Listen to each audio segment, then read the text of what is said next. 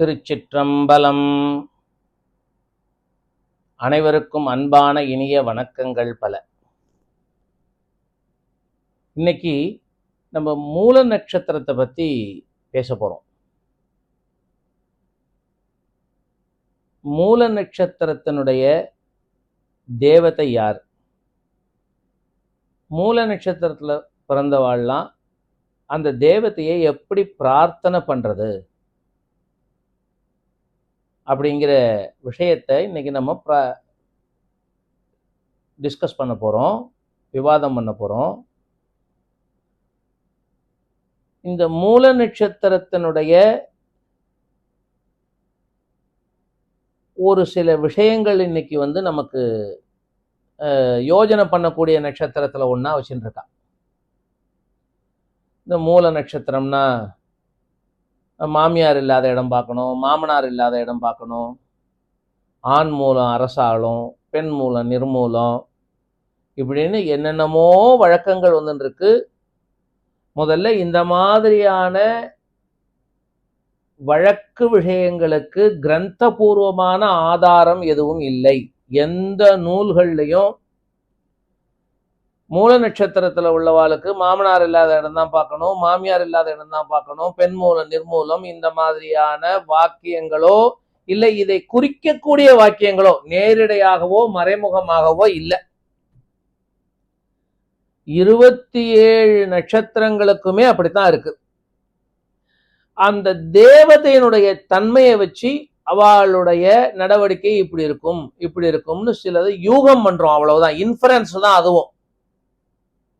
நேரடியா அதுக்கும் கிரந்தபூர்வமான ஆதாரம் எதுவும் இல்லை. அதனால இந்த மூல நட்சத்திரத்தை பத்தியான ஒரு தவறான அபிப்பிராயம் இருக்குமே, ஆனால் அதை இன்னையோட விட்டுள்ளலாம் நம்ம.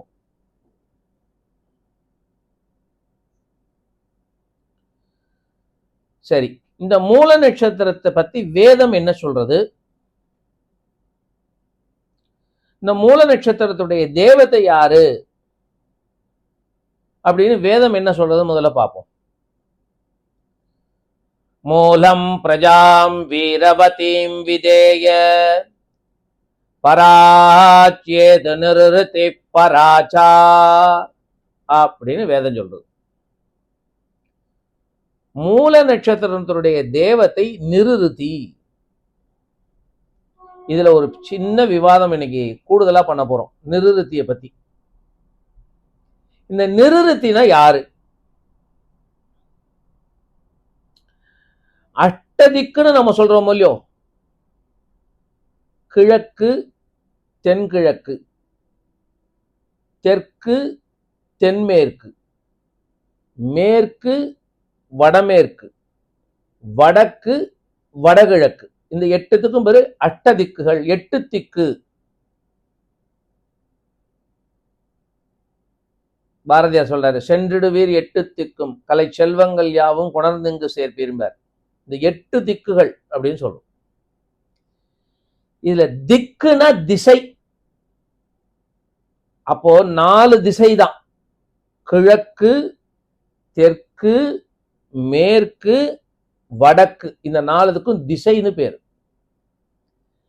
இந்த மூலை இருக்கு பாருங்க, 4 மூலை, தென்கிழக்கு தென்மேற்கு வடமேற்கு வடகிழக்கு, இந்த 4த்துக்கும் விதிக்குன்னு பேரு. விதிக் கோணம், தமிழ்ல கோண திசை. திசை கோண திசை, திக்கு விதிக். இந்த 8 திக்குகளுக்கும் 8 தேவதைகள் இருக்கா அதிபதியா. கிழக்குனா இந்திரன் இருக்கார், தென்கிழக்குனா அக்னி இருக்கார், தெற்குனா யமதர்மராஜா இருக்கார், தென்மேற்கு நிருதி இருக்கார். இப்ப நாம இன்னைக்கு பாக்குறோமே இந்த மூல நட்சத்திரத்தினுடைய அதிபதி, அவர் தென்மேற்கு திக்குக்கு தென்மேற்கு திசைக்கு அதிபதியானவர். மேற்கு வருணன் இருக்கார், வடமேற்கு வாயு இருக்கார், வடக்கு 2 தேவதை இருக்கா, சந்திரன் குபேரன், வடகிழக்கு ஈசானன். இந்த 8 திக்குக்கும் இந்த 8 தேவதைகள் அதிபதியா இருக்கா. அதுல இந்த தென்மேற்கு மூலைக்கு அதிபதியா இருக்கிறவர் பேரு நிருதின்னு பேரு. அந்த தென்மேற்கு மூலைக்கு நைருதி அப்படின்னு சொல்லுவா. நிருதிக்கு சம்பந்தமா இருக்கக்கூடியதுனால அதுக்கு பேரு நைருதி. நைருதி அப்படின்னா நைருதி அப்படின்னா நிருதி மூலைன்னு அர்த்தம். நிருதிக்கு உகந்த மூலை, நிருத்தியினுடைய ஆதிபத்தியத்திற்கு உட்பட்ட மூலை நிருதி மூலை. அதுக்கு பேரு நிருதி மூலை தான். நைருத்தின்னு சொல்லணும், இல்லைன்னா நிருதி மூலைன்னு சொல்லணும். இன்னைக்கு நிறைய பேர் தப்பு பண்றா. அத குபேர மூலைங்கிறா. சில பேரு கேட்டா வாஸ்து பண்டிதர் அப்படி சொன்னாருங்கிறார். சொல்லியிருக்க மாட்டார் வாஸ்து பண்டிதர், அப்படி சொன்னா அது தப்பு. சில பேர் மகாலட்சுமி மூலைங்கிறா. மகாலட்சுமிக்கு ஒரு மூலையே கிடையாது. மகாலட்சுமி ஆகம ரீதியா, சைவ ஆகம ரீதியா மகாலட்சுமியை ஒரு இடத்துல வைக்கணும்னா அது கூட வடமேற்கு தான், நிச்சயமா தென்மேற்கு இல்ல. வடமேற்குல தான் மகாலட்சுமிக்கு இடம். நீங்க சிவன் கோயில்ல பார்த்தீங்கன்னா மகாலட்சுமியோடைய ஒரு சன்னதி வந்து வடமேற்கு மூலையில வச்சிருப்பா. வாயு மூலைன்னு பேர் இருக்கு. அப்போ இந்த நிருத்திங்கிற இந்த நைருத்தி மூலைய சில பேர் குபேர மூலைங்கிறா, சில பேர் மகாலட்சுமி மூலை. தப்பு, அது அத்தனையும் தப்பு. வாஸ்து பண்டிதர்கள் சொன்னான்னு என்கிட்ட சொல்றா. எந்த வாஸ்து பண்டிதரும் அப்படி சொல்லியிருக்க மாட்டார். அப்படி சொல்லியிருப்பாரே ஆனால் அது தப்புதான். சரி, ஃபர்ஸ்ட் அந்த ஒரு கிளாரிபிகேஷன் கொடுக்கணும்னு நினைச்சேன் இன்னைக்கு. அடுத்தது, இந்த நிருதி எப்படி இருப்பார் அப்படின்னா, அவர் கொஞ்சம் ஆஜானுபாகுவான தோற்றம், பரட்ட தலை, கோர பல்லு, அதோடு இருக்கக்கூடிய ஒரு தேவதை தோற்றம். அதனால அந்த தோற்றத்தோட இருக்கக்கூடிய சில தேவதைகளை நம்ம ஆத்துல வச்சுக்க மாட்டோம். அதுல ஒருத்தர் தான் இந்த நிருதி.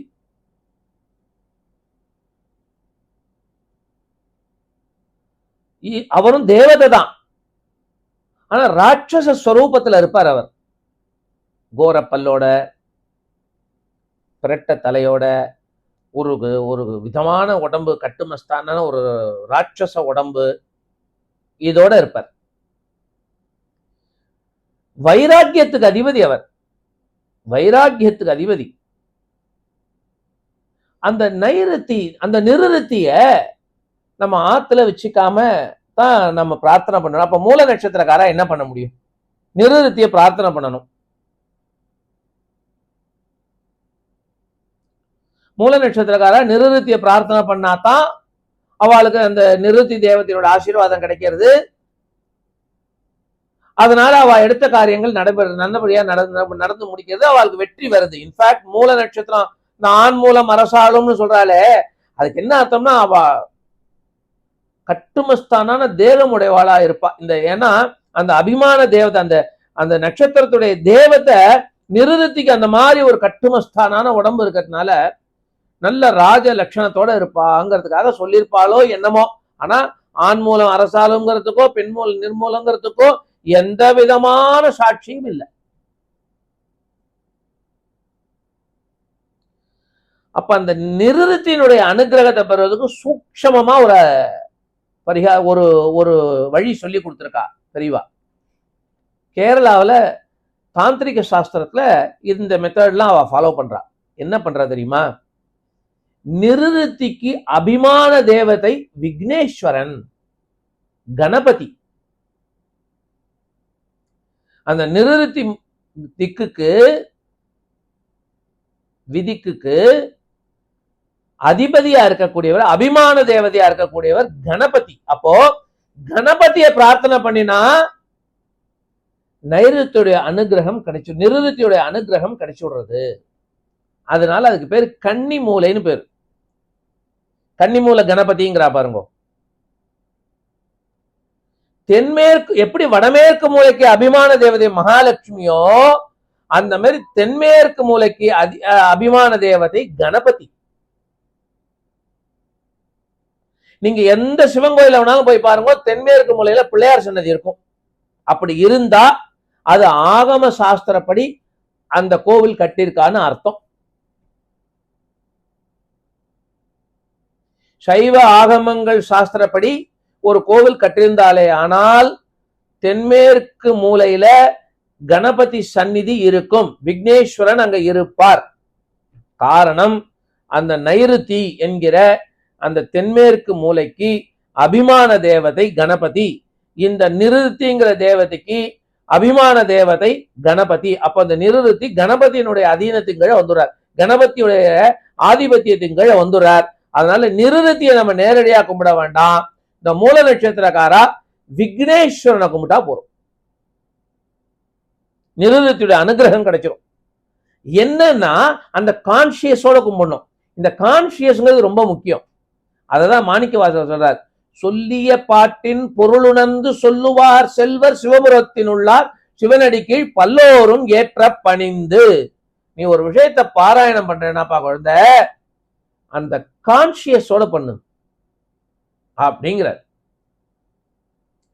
நீ என்ன கான்சியஸோட பண்றியோ அந்த கான்சியஸுக்கு தகுந்தாப்புல தான் உனக்கு பலன் கிடைக்கும் அப்படிங்கிறார் மாணிக்கவாசகர் சொல்றார். சிவபுராணம் சொல்றாரோ இல்லையோ, நமச்சிவாய வாழ்க நாதன் தாழ் வாழ்க இமைப்பொழுதும் என் நெஞ்சில் நீங்காதான் தாழ் வாழ்க. அதுல கடைசி வரி பார்த்தேன்னா, சொல்லிய பாட்டின் பொருளுணர்ந்து சொல்லுவார் செல்வர் சிவபுரத்தின் உள்ளார் சிவனடிக்கு பல்லோரும் ஏற்ற பணிந்து அப்படின்னு முடிக்கிறார் சிவபுராணம். அப்ப அந்த கான்சியஸ் தான் நமக்கு ஒரு நல்ல வழியை காட்டுறது. அப்போ இந்த மூல நட்சத்திரத்துக்காரா விக்னேஸ்வரனை என்ன மாதிரியான கான்சியஸோட பிரார்த்தனை பண்ணணும்னா, நிருத்தி தேவதைக்கு அதிபதியா இருக்கிற விக்னேஸ்வர மூர்த்தியே பெருமானே, எனக்கு நிருத்தியினுடைய அனுகிரகம் பரிபூர்ணமா கிடைக்கணும், அவ்வளவுதான் முடிஞ்சு.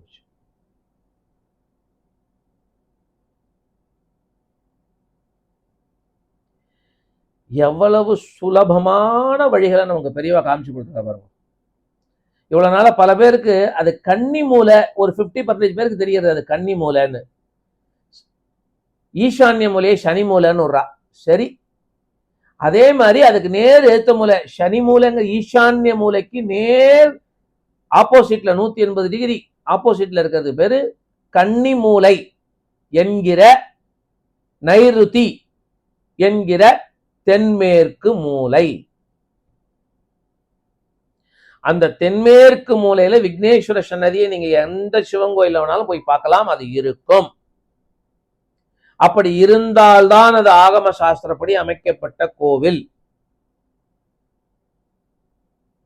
அந்த விக்னேஸ்வரனை நிருத்தி தேவதைக்கு அதிபதியான விக்னேஸ்வரனே அப்படிங்கிற கான்சியஸோட இந்த மூல நட்சத்திரத்துக்காரா தினமும் காலையில பிரார்த்தனை பண்ணணும். என்ன பண்ணணும்? அவ காலையில எழுந்து ஸ்நானத்தை பண்ணிட்டு நெத்திக்கு இட்டுண்டு, அவவா குல வழக்கப்படி நெத்திக்கு இட்டுண்டு சந்தியாவந்தனாதிகள் கர்மானுஷ்டானங்களை முடிச்சுட்டு மூல நட்சத்திரக்காரா விக்னேஸ்வரனுக்கு 2 அருகம்புல்லு சாத்தணும், 2 நெய் தீபம் போட்டு அருகம்புல்லு சாத்தணும். சாத்தி விநாயகர் அகவல், ஔவையார் எழுதினது விநாயகர் அகவல், தமிழ்ல அதை பாராயணம் பண்ணலாம். கணபதி அதர்வ உபனிஷத் அப்படின்னு இருக்கு, சமஸ்கிருதம் தெரிஞ்சவா அதை பாராயணம் பண்ணலாம். சோடச நாமாவளி 16 நாமாவளி இருக்கு. அந்த 16 நாமாவளினால சுவாமிக்கு அர்ச்சனை பண்ணலாம்.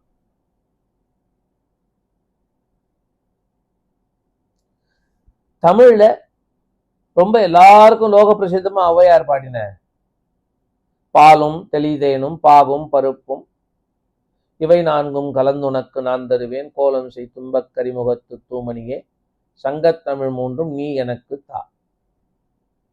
போரும், இந்த ஒரு பாட்டு போரும். வாக்குண்டாம் சொல்லலாம், வாக்குண்டாம் நல்ல மனம் உண்டாம் சொல்லலாம்.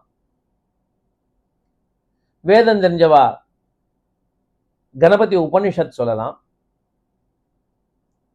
கணானாஹம் த்வா கணபதிகும் ஹவாமஹே கவிம் கவீனாமுபமஸ்ரவஸ்தமம் ज्येष्ठराजं ब्रह्मणां ब्रह्मणस्पत आनशृण्वन्नोतिभिः सीदसादनम् ஓம் ஸ்ரீ மகாகணபதயே நமஹ.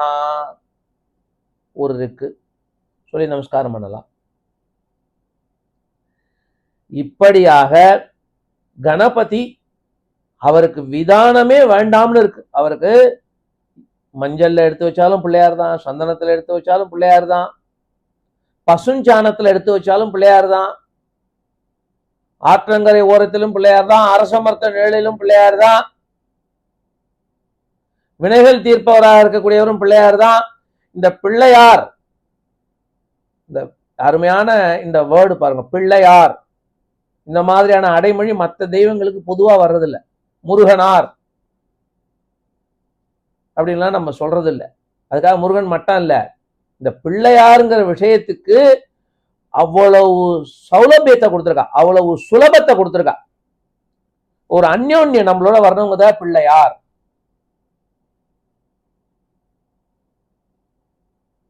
ஒரு அந்யோன்யம் வருதோ இல்லையோ, நம்மாத்த குழந்தைங்கிற மாதிரி பிள்ளையார் அப்படி சொல்றோமோ இல்லையோ.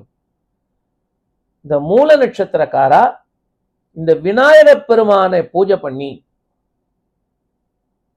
அவர்கிட்ட பிரார்த்தனை பண்ணணும். மூலம் பிரஜாம் வீரவதீம் விதேய பராச்சேது நிருதி பராச்சா அப்படிங்கிற வேத வாக்கியத்துல இந்த மூல நட்சத்திரத்துக்கு தேவதையா இருக்கிற நிருதிங்கிறது தான் தேவதைன்னு சொல்றதுனால விநாயகர் பெருமானிடம் போய் நிருதியோட அனுகிரகத்தை எனக்கு வாங்கி கொடுப்பா, நிருதியோட அனுகிரகம் எனக்கு பரிபூர்ணமா ஆகணும், அதனால நான் எடுத்த காரியங்கள் எல்லாம் வெற்றி வரணும் அப்படின்னு பிரார்த்தனையை பண்ணணும்.